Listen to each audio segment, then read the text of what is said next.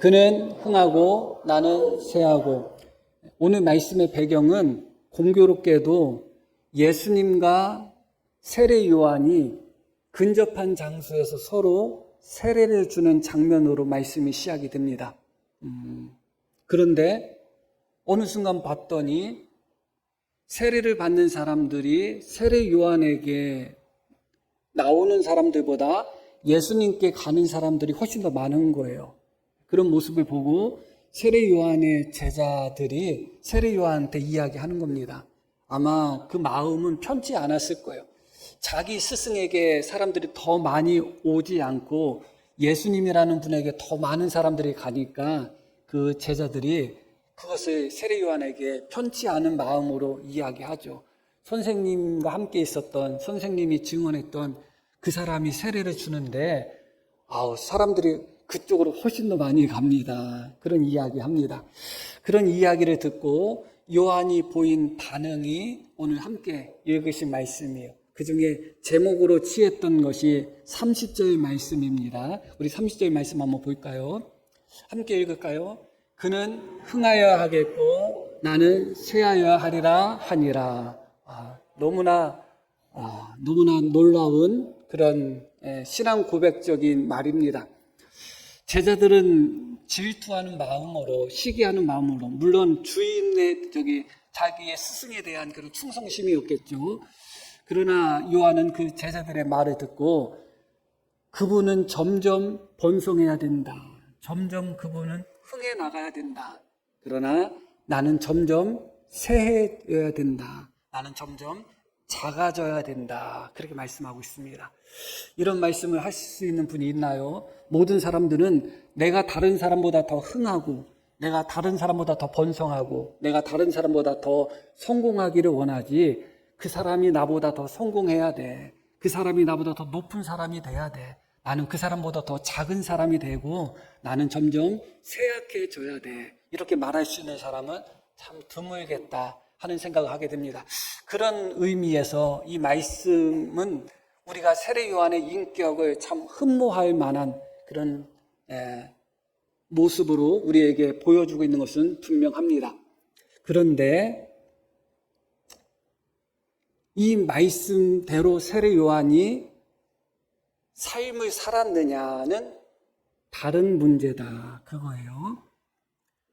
베드로는 내가 주님과 함께 죽을지언정 주님을 부인하지 않겠습니다. 고 이야기했죠. 그 베드로의 말은 진심일까요? 진심이 아닐까요?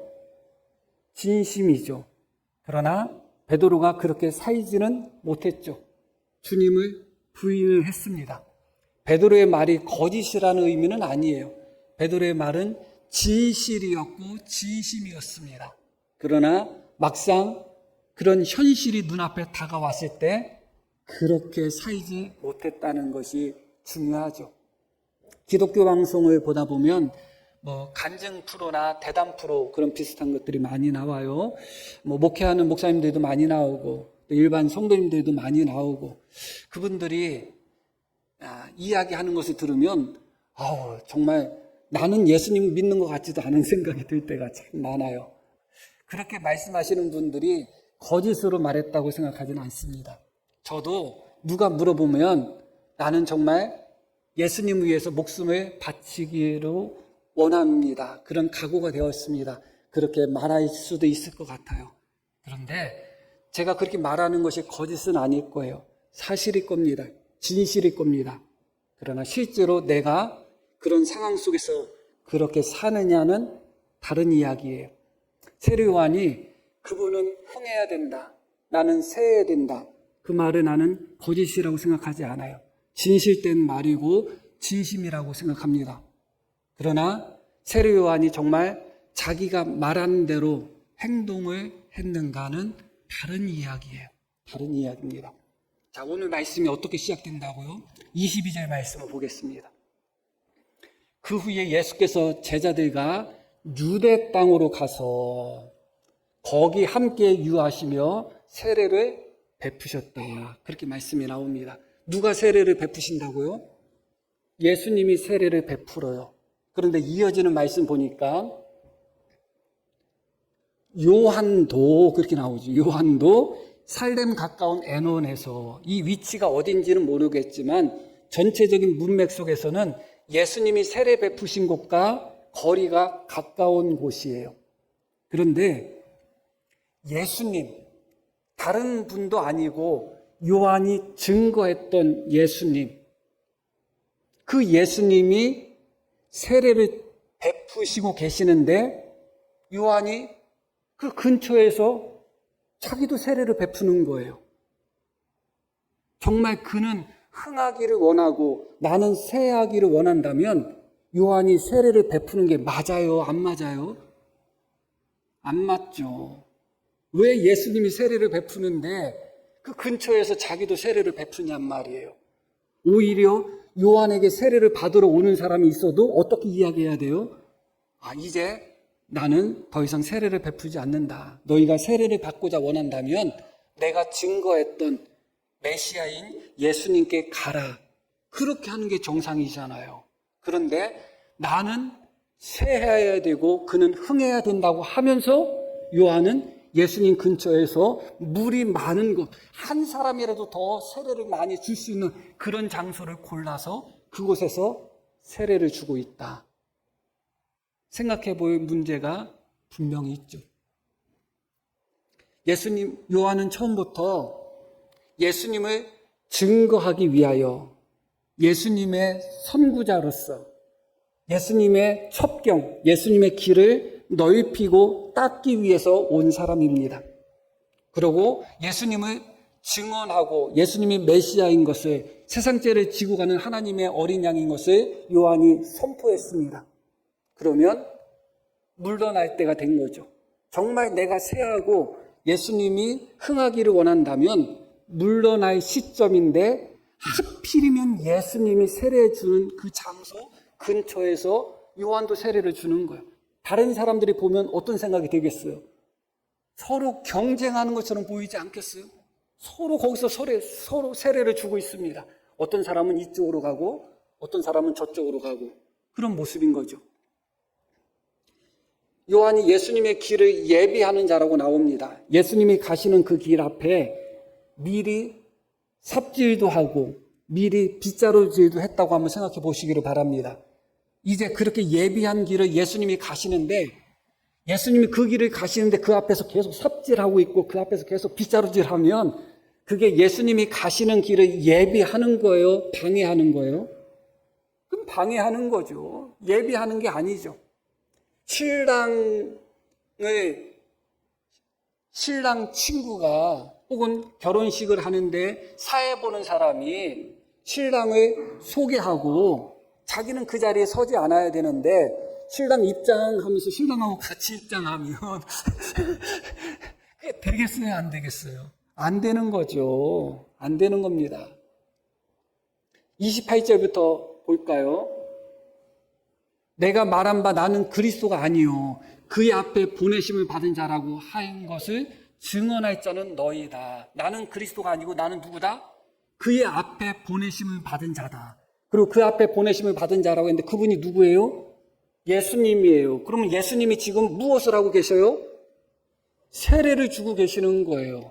그러면 나는 그리스도가 아니고 그 앞에 보내심을 받은 자가 라고 증거할 자는 너희다. 제자들에게 그렇게 말하기 전에 먼저 자기 자신이 예수님 앞에서 어떻게 해야 돼요? 피해져야 되는 시간이에요. 물러나야 되는 시간이에요. 정말 세하여져야 되는 시간이고 예수님은 흥해져야 되는 시간인데 세례 요한은 예수님 곁에서 부근에서 남들이 보면 오해할 수 있을 정도의 모습으로 세례를 주고 있는 것입니다. 본체가 나타났는데 그림자가 여전히 거기에 남아있는 거예요.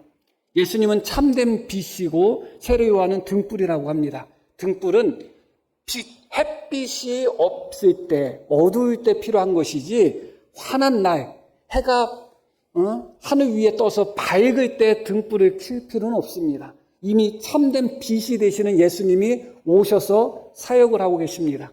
특별히 예수님은 세례 요한이 증거할 때 어떻게 증거했냐면 나는 물로 세례를 주지만 내 뒤에 오시는 분, 메시아이신 예수님은 무엇으로 세례를 줄 것이다?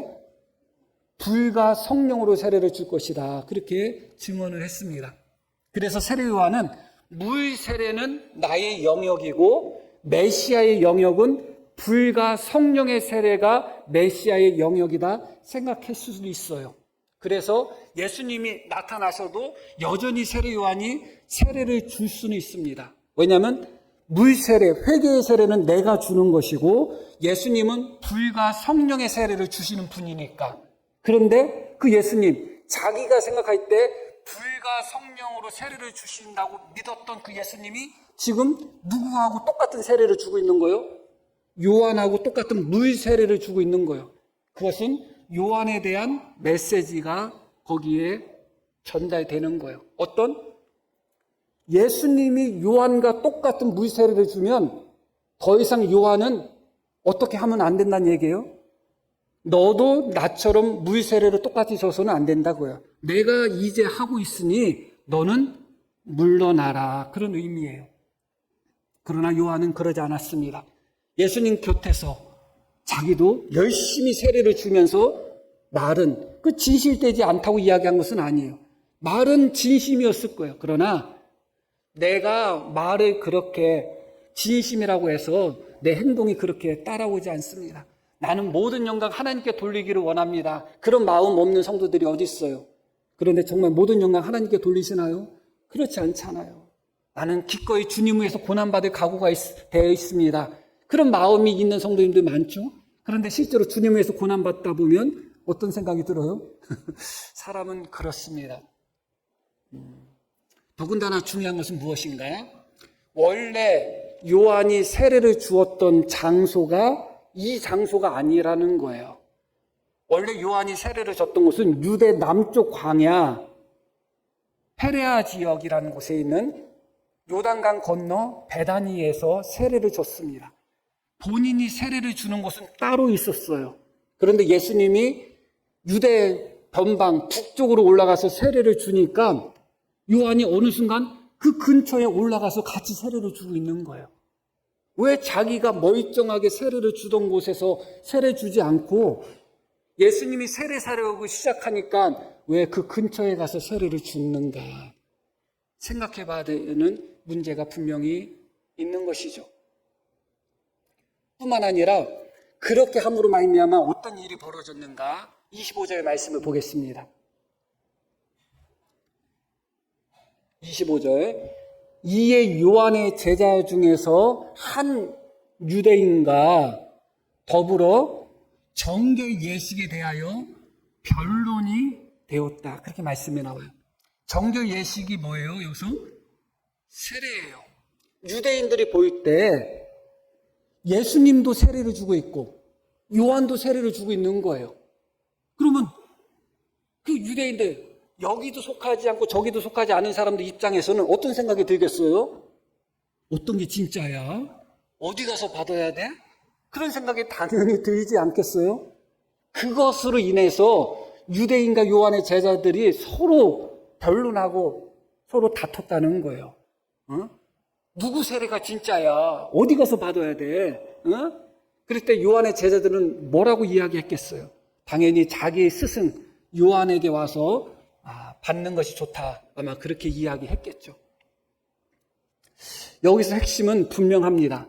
요한이 정말로 예수님의 길을 평탄케 하는 그의 첩경을 넓히는 그런 선지자로 보냄을 받았다면 예수님이 역사 위에 정면으로 등판하신 그 순간부터 요한은 서서히 자취를 감춰야 돼요. 그러나 그러지 않았습니다. 더군다나 재미난 것은 무엇인가? 사실은 요한이 정말로 예수님을 메시아로 믿었다면 요한이 예수님을 증거한 후에 예수님의 첫 번째 제자가 되는 것이 마땅해요. 1호 제자가 돼야 됩니다. 진짜 요한이 예수님을 가장 잘 전파하고 예수님을 가장 잘 증언할 수 있는 길은 어떤 길인가? 그때 당시에 요한의 위상은 엄청났습니다. 아시는 바와 같이 유대인들에게 있어서 선지자는 너무나 중요한 위치에 있는데 400년 넘도록 선지자가 없었어요. 400년 넘도록 선지자가 없다가 세례 요한이 나타난 거예요. 그래서 유대 사람들한테는 난리가 난 거예요. 그래서 어떤 사람들은 세례 요한이 메시아가 아닌가 그렇게 생각할 정도였어요. 우리가 아시는 바와 같이 예수님이 성전을 정화시키고 성전에서 막 말씀을 가르치고 하니까 종교 지도자들이 나와서 예수님께 뭐라고 물어요? 네가 무슨 권세로 어디서 네가 이런 권세를 받아서 이런 일을 행하느냐 예수님께 질문을 하죠. 그때 예수님이 뭐라고 답변해요? 나도 한 가지 너에게 물어보겠다. 세례 요한의 세례가 하늘로부터냐 땅으로부터냐 그렇게 예수님이 말하니까 그 무시무시한 종교 지도자들이 뭐라고 대답해요? 하늘로부터라고 하면 왜 예수님을 믿지 않느냐 할 테고 땅으로부터라고 하면 백성들이 요한의 선지자 참 선지자로 알고 있기 때문에 요한의 세례가 땅으로부터라고 얘기하면 백성들이 우리를 돌로 칠 것이다. 그래서 그 종교 지도자들이 모르겠다 그렇게 이야기합니다. 그 정도로 요한은 모든 백성들에게 전폭적인 지지를 받고 있었던 사람이에요.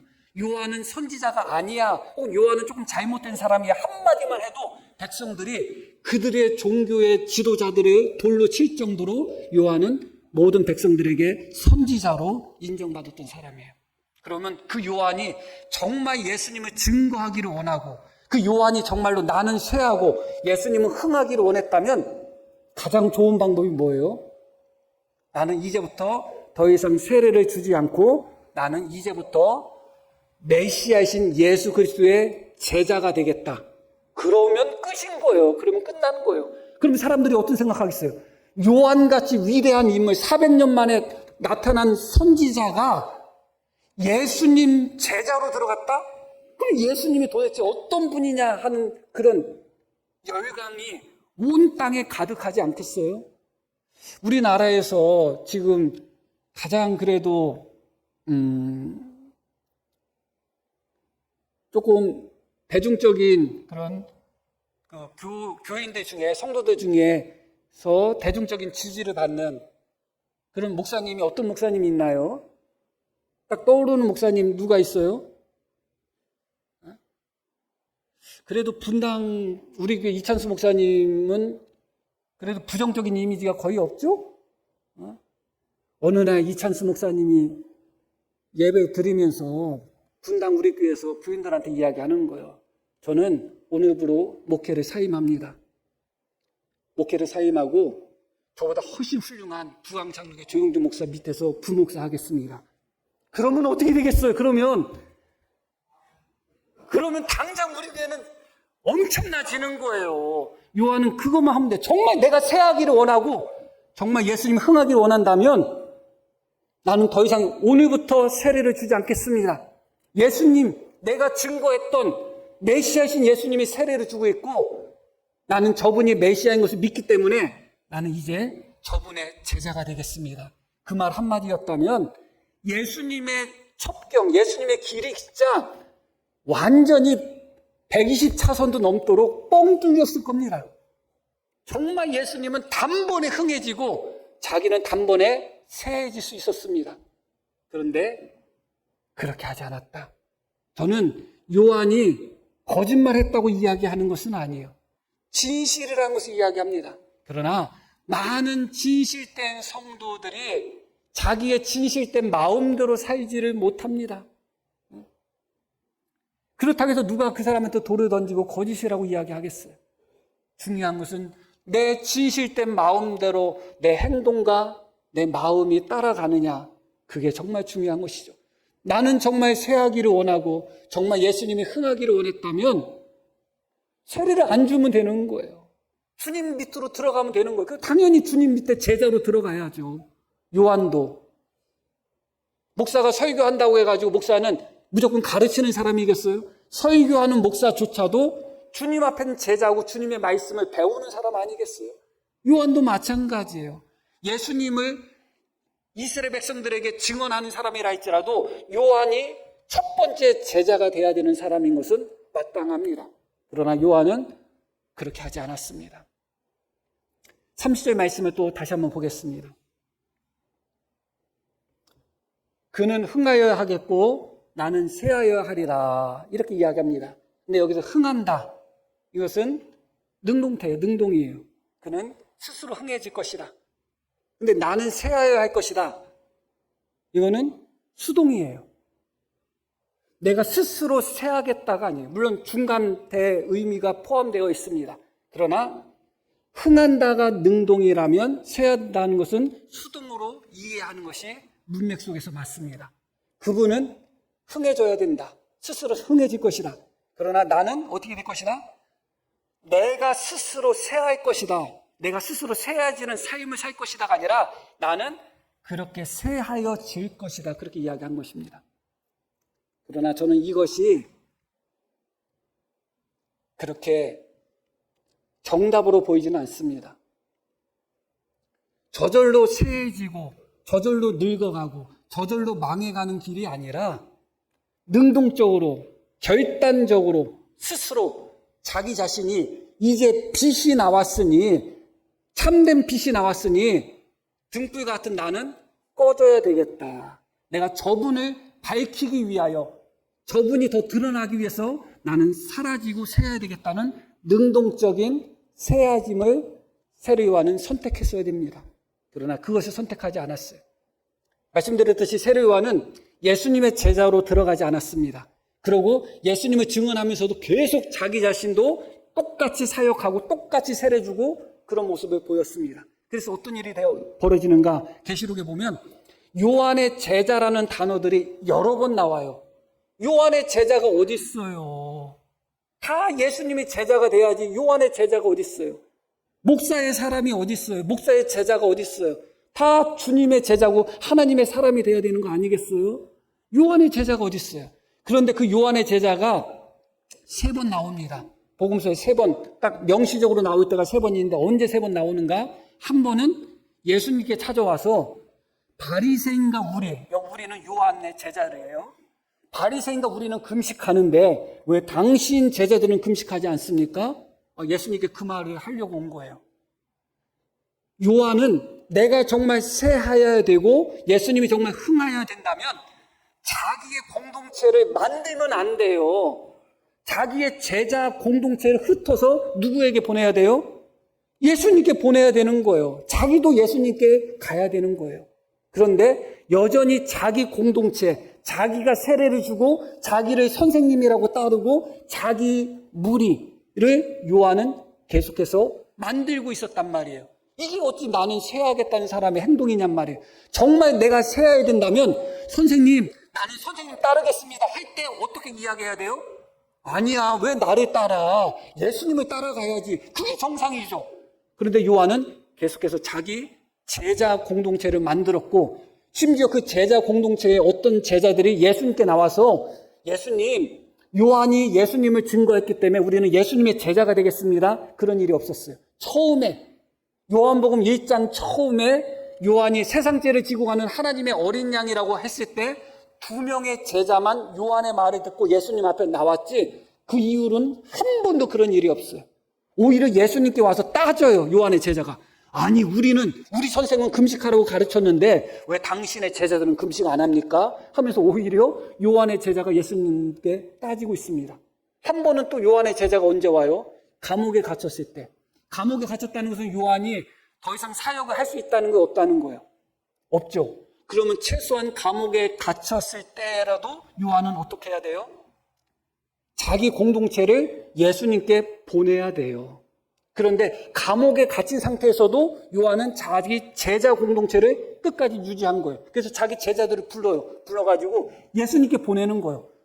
당신이 진짜 메시아입니까? 가짜 메시아입니까? 우리가 또 다른 메시아를 기다려야 됩니까?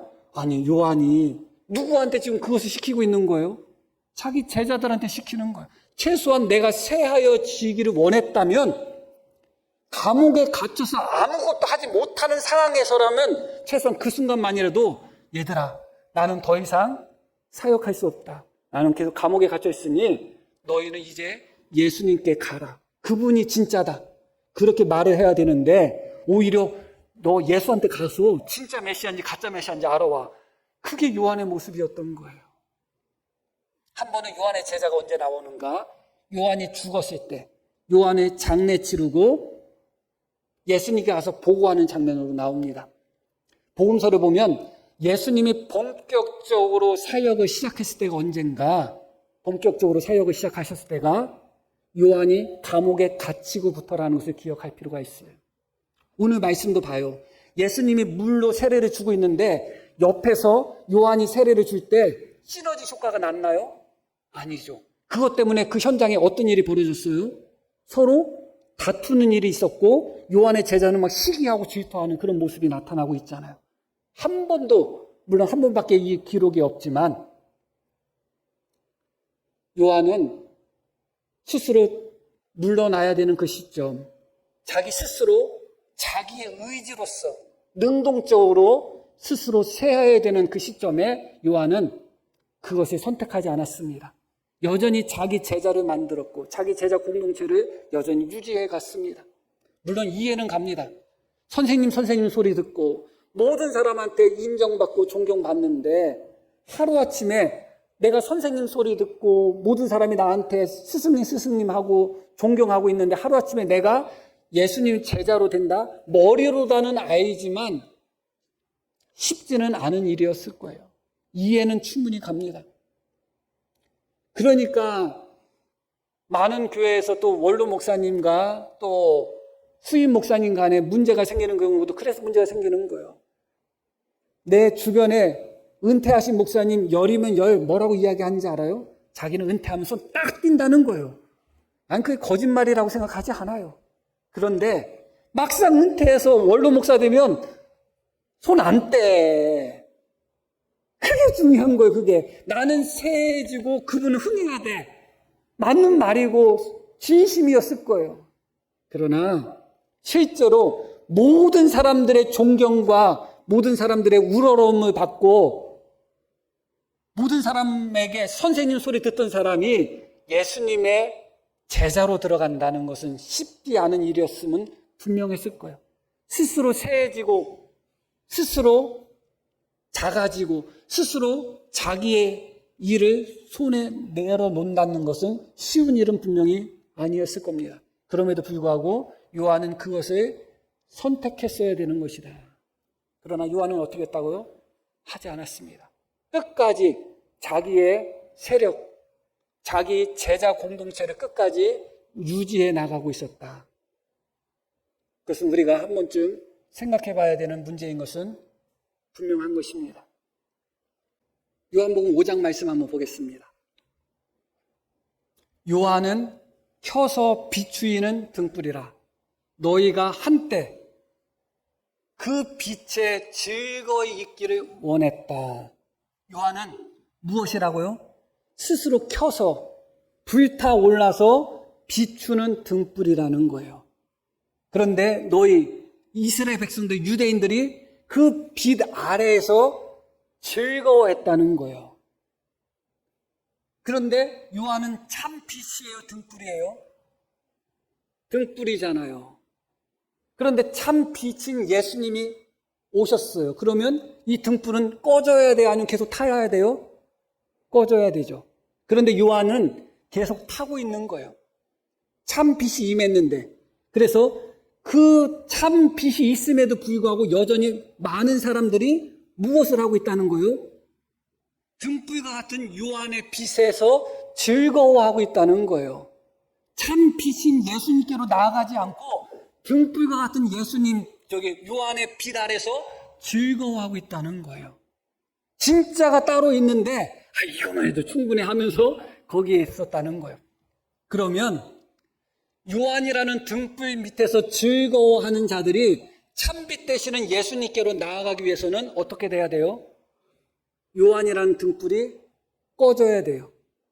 나는 새해야 된다고 했을 때 요한이 스스로 자기의 등불을 껐다면 문제될 것은 없어요. 그러나 요한은 나는 새해야 된다고 말하지만 스스로 자기의 등불을 끄지 않고 계속 세례를 주면서 자기의 등불을 밝히고 있었어요. 그러니까 수많은 사람들이 요한한테 세례받으러 가죠.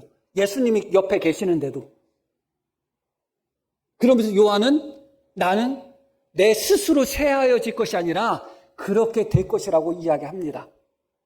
그것의 첫 번째가 무엇인가? 결국은 요한이 감옥에 갇힌 거예요. 요한이 감옥에 갇히지 않았다면 계속해서 요한은 세례를 주고 계속해서 빛을 발하고 있었겠죠. 등불로서. 예수님께 나아갈 자들이 오히려 요한에게 나오는 일들이 많았겠죠. 스스로가 그 등불을 꺼야 되는데 스스로가 그 등불을 끄지 않았을 때 하나님께서 감옥이라는 것을 통해서 요한의 등불을 가려버리신 것입니다. 그러고 그곳에서 요한은 오실 분이 당신입니까? 다른 분을 기다려야 됩니까? 하면서 한편으로는 아주 실망스러운 모습을 우리에게 보여줍니다. 그런 상태에서 요한이 감옥에서 풀려나면 어떻게 됐을까요? 그건 잘 모르겠어요. 그래서 결국은 그 요한이 감옥에서 죽습니다. 그것은 결국 이 말씀에 비추어서 보면 계속 불타는 등불, 꺼져야 되는데 찬빛, 햇빛이 밝게 비추는데도 계속 그름을 바라면서 계속 불타고 있는 등불, 스스로는 꺼지지 않는 그 등불을 누가 끄신 거예요? 하나님이 끄신 거예요. 하나님이 끄신 겁니다. 그것이 요한에 대한 심판이다, 징계다, 그런 의미는 아니에요. 요한이 이제 물러날 때가 됐는데 물러나지 않은 요한을 향해서 하나님은 섭리 가운데 물러나게 하신 것이죠. 온전히 예수님만 비출 수 있도록 참된 빛으로 사람들이 온전히 집중할 수 있도록 켜서 비추고 있는 등불을 하나님은 그렇게 끄신 것입니다. 그리고 요한복음 10장 말씀이 이어지는 거예요. 다시 요단강 저편 요한이 처음으로 세례 베푸던 곳에 가서 거기 거하셨다. 신기한 말씀이 나와요. 어느 날 예수님은 어디에 가서 거하셨다고요? 요한이 처음으로 세례 베푸던 곳에 가서 거하시는 거예요. 그곳에는 지금 요한이 있어요, 없어요? 없어. 요한이 그곳에서 세례를 줄 때 예수님 거기에 거하지 않으셨어요. 그런데 이제 요한은 죽고 없습니다. 요한이 세례를 주었던 바로 그 장소는 그대로 있지만 그곳에서 세례를 주던 요한은 더 이상 없어요. 바로 요한이 세례 주었던, 지금은 요한이 소멸되어서 없는, 소멸됐다는 표현이 이상하지만 예수님이 거기 가서 거하셨다. 이어지는 말씀 볼게요. 많은 사람이 왔다가 말하되 요한은 아무 표적도 행하지 아니하였으나 요한이 이 사람을 가리켜 말한 것은 다 참이라 하더라. 많은 사람들이 와서 무엇이라고 이야기했다고요? 요한이 이 사람을 가리켜 말한 것은 어떻다? 다 참이다. 지금 이 자리에 요한이 있어요, 없어요? 없어요. 그런데 그 자리에 무엇은 계속 남아있느냐면 요한의 말은 남아있어요. 요한이라는 사람이 세례를 주고 있지는 않아요. 요한이라는 사람이 계속 세례를 주고 있으면 사람들이 누구에게 많이 가겠어요? 또 요한한테 가겠죠. 근데 그 요한은 없어. 그런데 요한의 말은 있어. 말은 남아있어요. 그 말이 어떤 말이에요? 나는 그리스도가 아니다. 나는 메시아가 아니다. 참된 메시아는 따로 있다. 저분이다. 그 말은 남아있어요. 그래서 그곳에서 요한이 세례를 줬던 곳이지만 현재 요한이 없는 그곳에서 오히려 어떤 일이 벌어졌는가? 42절 봅니다. 그리하여 거기서 많은 사람이 예수를 믿었다. 너무나 놀라운 말씀이에요. 예수님이 세례를 주실 때 요한이 옆에서 함께 세례 줄 때는 논쟁밖에 안 일어났습니다. 오히려 시기 질투밖에 안 일어났어요. 그런데 요한은 지금 사라지고 없습니다. 그러나 요한의 말은 남아있어요. 그것을 우리는 이사야에서 잘 살펴볼 수 있고 요한이 스스로 자기를 증거한 거에서 잘 살펴볼 수 있습니다. 사람들이 묻죠. 너는 누구냐 물을 때 나는 그리스도가 아니다 하면서 요한이 했던 말이 뭐냐? 나는 이사야가 예언한 바 광야에서 뭐라고 그래요? 외치는 소리라고 이야기했어요. 41절 말씀 봅니다. 많은 사람이 왔다가 말하되 요한은 아무 표적도 행하지 아니하였으나 이곳이 광야거든요. 요한이 죽은 후에 비로소 요한은 없지만 요한이 사람을 가리켜 말한 것, 요한이 외쳤던 그 소리, 그것은 남아있었다는 거예요. 나는 광야에서 외치는 소리라고 했는데 이것이 비로소 요한이 죽은 후에 온전한 소리로 남아있었던 거예요. 요한이 살아있을 때 외치면 그 소리가 오히려 요한으로 인해서 잘 들리지 않았던 거예요. 요한에게 집중이 될 수밖에 없는데, 그런데 너무나 아이러니하게 요한이 떠난 그 자리에 오히려 요한은 참된 외치는 자의 소리로 그 자리에 남아있게 된 것이죠. 소리라는 것은 그렇게 역사하는 것입니다. 요한이 그 자리에 있을 때와 요한이 없을 때 이 장면을 잘 비교하셔야 돼요. 요한이 있었으면 훨씬 더 좋았겠다? 그렇지 않잖아요. 요한은 소리였습니다. 외쳐지고 본인은 없어져야 되는 하나의 소리였습니다. 나는 새어야 된다는 것이 맞습니다. 그러나 요한은 그것을 스스로 선택하지 않았습니다. 스스로 물러나야 되는 시간에 물러나지 않았습니다. 주님을 높여야 되는 그 순간에 높이지를 못했습니다.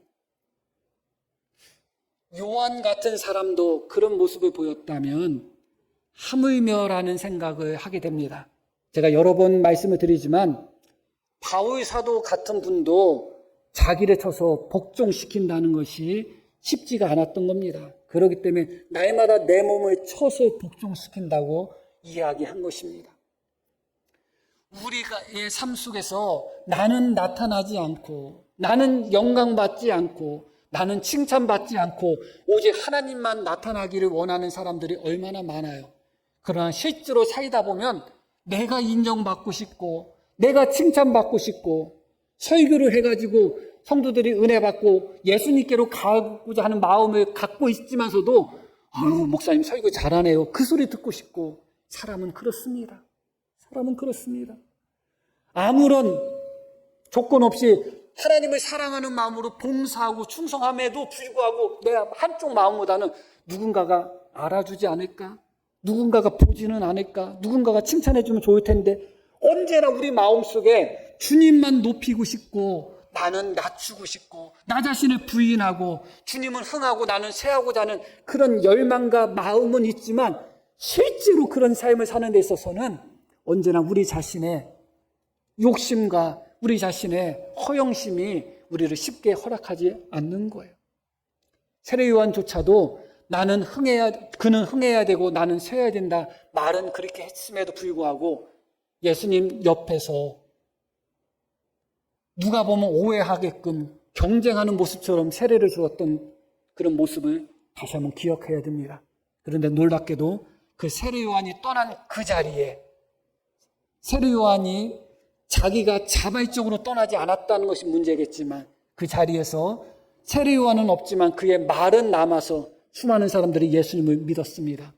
우리가 우리 자신을 내려놓고 기꺼이 우리가 우리 자신을 포기하며 정말 하나님의 영광 위해서 나는 쇠해지고 하나님만 흥해야 된다는 그런 마음, 그런 믿음 있고 그런 삶을 산다면 우리가 쇠해진 바로 그 자리에 우리가 우리 자신을 부인한 바로 그 자리에서 하나님은 더욱 놀랍도록 역사하시고 영광을 받으실 것입니다. 그런 은혜, 그런 역사, 그런 경험이 우리 모두에게 있기를 간절히 축복합니다. 자, 우리 들으신 말씀 기억하며 함께 기도하시겠습니다.